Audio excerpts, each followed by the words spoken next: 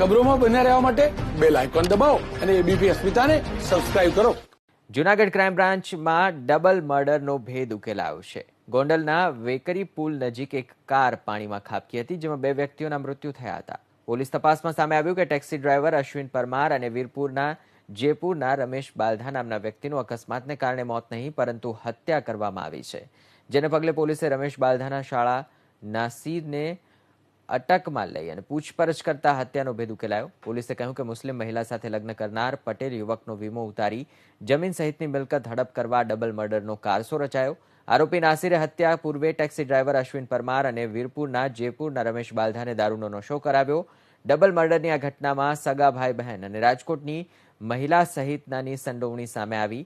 હાલ પોલીસે આરોપીને ઝડપી વેકરી ગામથી પાણીમાં ખાબકેલી કાર અને મૃતદેહને બહાર કાઢ્યા છે.